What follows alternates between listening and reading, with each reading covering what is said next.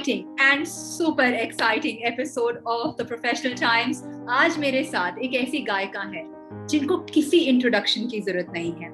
While I was preparing for the interview, मेरे लिए ये इतना emotionally overwhelming था because मुझे ऐसा लगा कि मेरी पिछली जिंदगी की जितनी जर्नी है मेरे सामने आ गई. उनके गाने ऐसे हैं जिन्होंने सबके दिल को छुआ है. चाहे हम पहला नशा की बात करें, चाहे हम जब कोई बात बिगड़ जाए, these are iconic songs set in stone. With a lot of heartwarming applause, I would like to call someone जिनके नाम में ही सरगम है. Welcome to the show, Miss Sadhna Sargam. Hello ma'am. नमस्कार. मैम, ये मेरे लिए बहुत पर्सनल मेरा फैन मोमेंट है और I am so excited to have you. आपने इंडस्ट्री को सबसे आइकॉनिक, सबसे बेहतर गाने दिए हैं जो आज की जनरेशन और शायद आने वाली कितनी जनरेशंस नहीं भूल सकती. So welcome to the show and बताइए इतनी बेहतर जर्नी की शुरुआत कहाँ से हुई? नैन्सी, बहुत थैंक यू, आपने इतना अच्छा मुझे इंट्रोड्यूस किया. और जो आपने कहा कि ये सब आइकॉनिक गाने हैं जो अभी तक याद हैं सबको, और इंडस्ट्री को मैंने नहीं दी, मतलब इंडस्ट्री की तरफ से, म्यूजिक वर्ल्ड की तरफ से मुझे भी ऐसे गाने मेरे हिस्से में आए और फिर मैं गा सकी वो गाने, ये मेरे लिए भी बहुत बड़ी बात है. और गाने ऐसे हैं, ये गाने जो जिसकी लिरिकल वैल्यू भी कमाल की है, जिसका म्यूजिक, जिसकी मेलोडी, जिसका म्यूजिक अरेंजमेंट सब पसंद आया. और वो उस वक्त जो फिल्म्स बनी, जो कहानी बनी, जो कहानी के साथ सिचुएशंस में ये गाने फिट हुए, लोगों ने पसंद किए, तो ये सब मिला जुला एक एफर्ट है.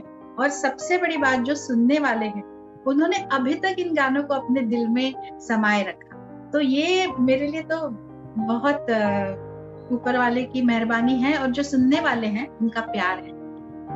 मैम, आपका पहला गाना was at the age of 4. So ये आपको, मतलब was it a childhood love या ये आपके environment से आपको मिला? इसकी शुरुआत कहाँ से हुई? मैं बचपन में जो 4 साल की थी तब से गाना शुरू किया. ऐसा मुझे मेरी मम्मी से मैंने सीखा. उनका नाम था नीला घाणेकर जी. तो मम्मी क्लासिकल गाती थी, तानपुरा लेके घर में रियाज करना या स्टूडेंट्स को सिखाना, जो संगीत दूसरों को सिखाना. तो ये एनवायरनमेंट में मैं सुन के मैंने बहुत, मुझे लगता है कि मम्मी की वजह से मुझे गाना मिला. और फिर उनका जो सिखाना और वो एटमॉस्फेयर था, उसमें मैंने कहा मुझे भी सीखना है. फिर इस तरह से गाना शुरू, तो क्लासिकल से शुरुआत हुई. और उसके बाद संगीत मार्तंड पंडित जसराज जी से क्लासिकल सीखने का मौका मिला. ये मेरे लिए बहुत ही भाग्यशाली हूँ. मैं अपने आप को बहुत भाग्यशाली समझती हूँ कि उनके जैसे गुरु मिले मुझे. और उनके बाद क्लासिकल इतना फुल फ्लेज गा रही थी, उसके बावजूद ऐसा कुछ कोइंसिडेंस बनते गए कि मैं फिल्मों की तरफ आ गई, प्लेबैक सिंगिंग की तरफ आ गई. और कल्याण जी भाई, आनंद जी भाई से मुलाकात हुई, तो उन्होंने कहा कि वॉइस ऐसी है, बहुत अच्छी है, क्लासिकल का इतना बेस है तुम्हारे पास, तुम फिल्मों में गाओगी. तो उन्होंने मुझे गाइड भी किया. सिर्फ ऐसे नहीं कि एक गाना दिया या बाद में आओ, फिर ऐसे नहीं. वो नए टैलेंट्स को सिखाते थे करने में आपकी वो हेल्प फ्रॉम क्लासिकल टू. और उन्होंने गाने भी गवाए और बड़ी बड़ी फिल्म में भी. उस वक्त नई सिंगर को इतना बड़े फिल्म्स में, बड़े बैनर में गवाना मुश्किल था, लेकिन उन्होंने गवाया, तो मुझे वो एक्सपीरियंस मिला. So, आपकी तो स्टार्ट ही इतनी धमाकेदार हुई with the biggest names in the industry. And जैसा कि आपने कहा, उन्होंने आपको ट्रेन करा और वो आपके ट्रांजिशन में हेल्प करा. पर्सनली मैम, कितना मुश्किल होता है एक जॉनर से दूसरे जॉनर की तरफ. And you know, classical is very different from Hindi film music. या आई नो, क्लासिकल बेस है. क्लासिकल बेस सिर्फ नहीं है, बहुत एक अपने आप में बहुत, हमारे भारतीय संगीत में जो रागों की परंपरा है, जो प्राचीन हमारा संगीत है, वो बहुत खजाना है ये. और ये क्लासिकल करते रहेंगे ना, तो दूसरे जॉनर्स भी गाना बहुत आसान तो नहीं, लेकिन हम बहुत सोच समझ के गा सकते हैं. जी, मुझे बहुत हेल्प मिला। मैंने क्लासिकल सीखा और मेरे लिए बहुत अच्छा। हर एक के लिए अपना अलग अलग वो होता है। मेरे लिए क्लासिकल सीखा मैंने, मुझे ऐसे गुरु मिले, ये मेरे लिए बहुत अच्छी बात है। और आपकी जर्नी सिर्फ हिंदी फिल्म सॉन्ग्स तक नहीं है, मतलब तमिल, तेलुगु, उड़िया, बंगाली, आपने 34 नॉन हिंदी लैंग्वेजेस में गाना गाया है, if I am not wrong. जो जितने रीजनल लैंग्वेजेस हैं, साउथ की, नॉर्थ की, फिर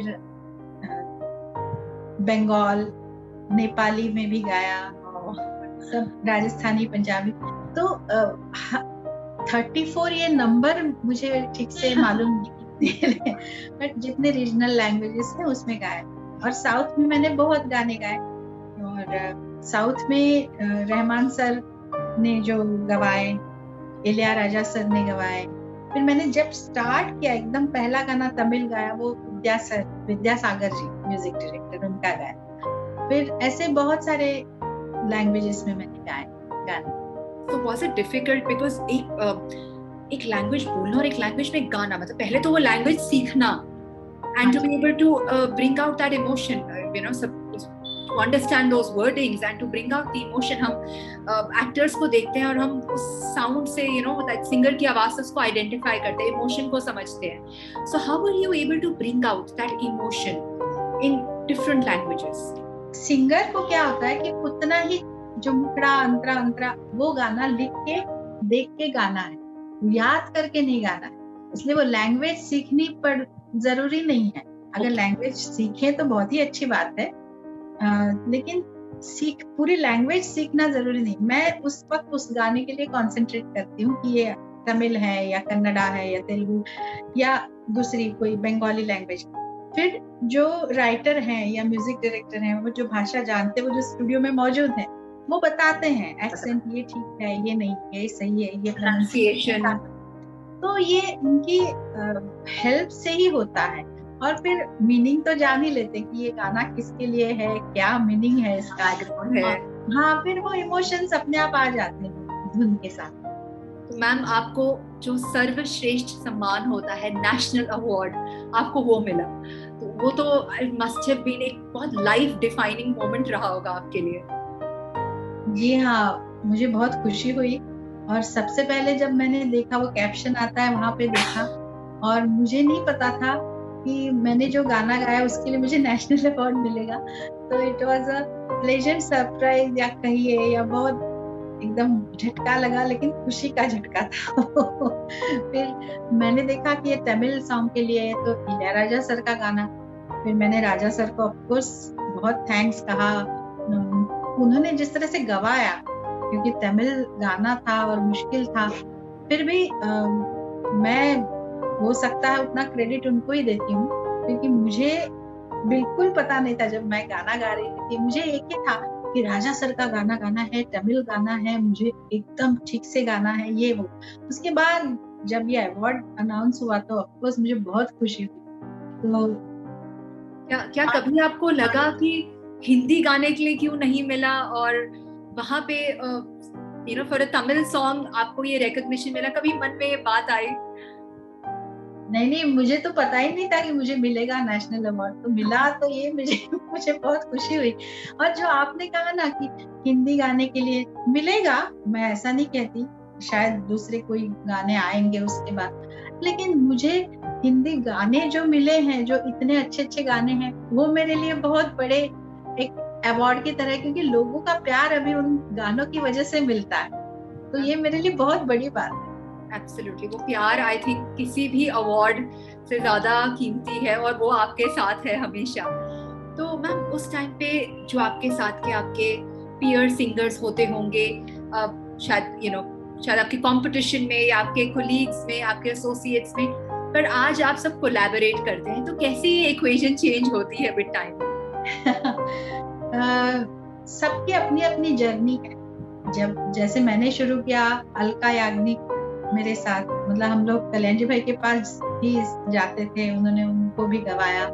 फिर बहुत हम लोग कौन कौन आते थे, सब सिंगर्स जब शो में मुलाकात होती थी, म्यूजिक रूम पे होती थी, और उसके बाद सब अपने अपने इसमें बिजी हो गए। मैंने कहा ना कि सबकी अपनी अपनी जर्नी है, तो करते करते अभी जब मिलते हैं तो ऑफ कोर्स पुरानी बातें याद करते हैं, हम लोग कैसे थे, हम लोग ने शो में कैसा गाया।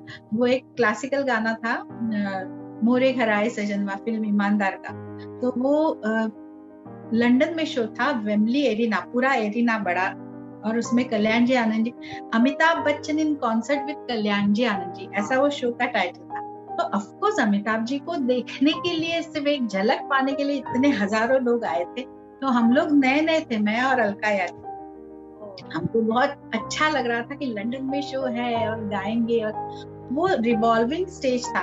तो उसमें हमको जाके फिल्म ईमानदार का ये गाना गाना था, क्लासिकल गाना, मोरे घर आए सजनवा, मोरे घर आए सजनवा, मतलब ऐसे तान वान थी और सरगम थी एंड में। तो फिल्म में है वो गाना। तो हम लोग डर गए थे कैसे वो स्टेज रिवॉल्व होगा, म्यूजिशियंस वहां बैठे हैं, वो ये सब तान वान लेनी है, आलाप करना है, सरगम करनी है, तो हम लोग थोड़े से नर्वस। तो कल्याण जी भाई ने, आनंद भाई ने कहा नहीं कुछ नहीं होगा, आप लोग जाइए। Even Amitabh ji the great, उन्होंने भी कहा कि हमारा क्लासिकल म्यूजिक है, आप बिल्कुल गाइए। तो गाया और बहुत अच्छा रिस्पॉन्स आया। तो हम लोग ऐसे रिवॉल्व होके फिर उसी जगह पे आ गए थे जब तक गाना खत्म हो गया था। तो हम दोनों को याद है कि कितना मुश्किल ये कितना बड़ा सम्मान, कितनी बड़ी बात होती है। तो कॉन्सर्ट में देन अमिताभ जी एंड कल्याण जी आनंद जी, तो ये तो अपने आप में कितना एक प्रेस्टिजियस मोमेंट होता है और नर्वस करने वाला भी। यादगार लम्हे जिसको कहते हैं। और फिर अमिताभ जी की बहुत बड़ी बात कि उन्होंने फिल्म लक्ष्य में जो गाना गाया था मैंने, और शंकर एहसान लॉय जी का म्यूजिक था, जावेद अख्तर साहब ने लिखा था, कितनी बातें याद आती हैं, हरिहरन जी के साथ। तो उन्होंने अमिताभ जी ने स्पेशल बहुत अच्छा सा बुके भेजा, एक नोट भेजा कि बहुत अच्छा गाया आपने। मतलब इस गाने के जितने लोग थे, मतलब राइटर या म्यूजिक डायरेक्टर, सबको उन्होंने अप्रिशिएट किया। इतना टाइम निकाल के इतना करना, इतने बड़े लेजेंड ने, वो कमाल की बात है, वो सीखने वाली बात है। और उन्होंने ये किया, इसलिए मैं हमेशा, कहते हैं ना कि कुछ कुछ गाने, कुछ कुछ लम्हे वो याद रह जाते हैं, तो उसमें से ये है। यही उनका बड़प्पन है, दैट इज व्हाई वो सदी के सुपरस्टार हैं और उन जैसा कोई नहीं है। मैम, करोड़ों लोग आपके फैन हैं, आप किस सिंगर को अपना गुरु मानती हैं? आपके लिए कौन है जिसके अंदर, जिसको देख के आपके अंदर वो फैन मोमेंट अभी भी आ जाता है? ऑफ कोर्स जितने भारत रत्न लता जी, आदरणीय लता जी, आदरणीय आशा जी, फिर रफी साहब, किशोरदा के साथ गाने का मौका मिला है, आशा जी के साथ गाने का मौका मिला है, उनके साथ खड़े होके स्टूडियो में। और मतलब मुकेश जी या मन्ना दा, मतलब ये सब हम लोग बहुत लकी हैं कि ऐसे लेजेंड्स को सुन सुन के हम सीखे हैं, उनके साथ कभी कभी, जैसे किशोरदा का मैंने कहा कि साथ में भी गाया, तो ऐसा सब मौका मिलता है, तो वो बहुत बड़ी बात। मतलब अगर मुझे एक आध अवार्ड मिला या नहीं मिला, लेकिन मैंने उनके साथ भी गाया है, शेयर करना उन लोगों के साथ बहुत बहुत कमाल। जैसे आशा जी इतना प्यार से बात करती हैं और इतना खुले मन से बात करती हैं, उनको जो मन में लगता है कि ऐसे करो या कुछ भी कहना है तो कहती हैं। तो आपको तो पता है कि उनका क्या संगीत का दर्जा है, और वो इस तरह से इतना अच्छे तरह से बात करते हैं, तो इतना अच्छा लगता है। तो वो कौन से गाने थे, खून भरी माँ, राजेश रोशन जी का म्यूजिक, तो उसमें हम लोगों ने एक गाना डुएट गाया। हाँ, मैं हसीना गजब की है उनका, और मैं साथ में। तो ऐसे एक दो गाने, फिर किशोरदा के साथ भी दो तीन फिल्म्स में गाया, बंगाली भी गाए। तो आर.डी. बर्मन जी का म्यूजिक था और राजेश रोशन जी का था। तो मतलब किशोरदा जब आते थे ना स्टूडियो में, तो एटमॉस्फेयर पूरा चेंज हो जाता था, और मुझे लगता था मैं एकदम ऐसे सहमी, किशोरदा आराम से आके हाँ चलो टेक करते हैं। फिर उनका वो कुछ जैसा लेकिन बिल्कुल ऐसे किसी को प्रेशराइज नहीं किया, उनके आने से ना चार्ज हो जाता, चलो हाँ हाँ, उनका पर्सनालिटी ऐसा था, जैसे उनका गाना था वैसे उनका पर्सनालिटी। मैम तब में, और जैसा आप बता रही तो आपकी आवाज में अभी भी वो एक्साइटमेंट आ जाती है उन लोगों का नाम लेके। तो आज किस तरह का फील होता है जब आज आप गाती हैं? आपने बोला टाइम एंड टेक्नोलॉजी की बात करी, उसने कैसे इस पूरी इंडस्ट्री को चेंज करा है? अब पहले जैसे मैंने कहा ना, हम साथ में गाया, पहले तो मैंने लाइव रिकॉर्ड किया म्यूजिशियंस के साथ, वो पिघलता आसमान का गाना। उसके बाद लाइव रिकॉर्डिंग तो ऑलमोस्ट बंद हो गई, एक आध गाना गाया हो, फिर ट्रैक रेडी है, आप जाओ स्टूडियो में गाओ, वैसा था। फिर अभी तो कितना, मतलब कोई कोई तो घर में ही अपना ट्रैक सुन के अपना गा ले, कितना सब टेक्नोलॉजी वो हो गया। तो मुलाकातें कम होती है सिंगर्स की, शो में होती हैं अगर हम लोग मिलते हैं तो वो पूरा मिलके वो एक अलग उसका इफेक्ट आता है। और टेक्नोलॉजी के साथ वो परफेक्शन, वो वैसा उसका एक अलग इफेक्ट आता है। तो अभी टाइम के साथ सब अपना अपना बेस्ट दे रहे हैं, हमेशा ऐसे ही सोचते ना हम लोग कि हमारा बेस्ट देना चाहिए, but with the time with the technology हमको जाना। मैम किस एक्ट्रेस को अपनी आवाज देके आपको सबसे, आप लोग को लगता था ये इसके साथ मेरी आवाज बेस्ट सूट करती है? Which actress? अभी देखिए, अभी तक मैंने जितने गाने गाए बहुत सारी एक्ट्रेस के ऊपर था, और जो हिट गाने हैं उनको उनको देख के लगता है हाँ ये सूट हो गई है वॉइस, अच्छा लग रहा है, मतलब वो तो है ही। और मैंने माधुरी जी के लिए भी जो गाने गाए, फिर सात समुंदर दिव्या भारती पे, उनके लिए दीवाना में भी उनके ऊपर पिक्चर लगा। तो ऐसे सारे, मतलब ऐसे मैं पर्टिकुलर नहीं कह सकती, लेकिन जितने गाने हिट हुए और जो जो एक्ट्रेस पे थे वो उनको वॉइस सूट हुई। यही एक अच्छे सिंगर की पहचान होती है। मैम आगे आने वाले टाइम में क्या प्लान है, क्या प्रोजेक्ट्स हैं, कब हम आपकी मधुर आवाज सुनेंगे और कहाँ कहाँ?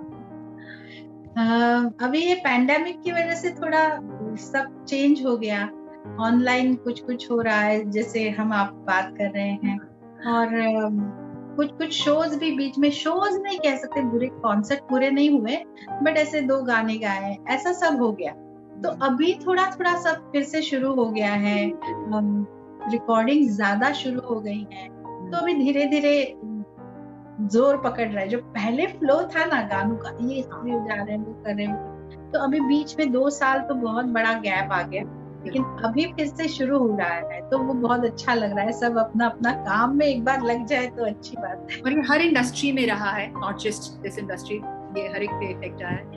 तो आई होप मैम हम बहुत बहुत जगह की आवाज सुने, एंड आई एम श्योर हमारे सारे, आपके सारे फैंस यही चाहते हैं।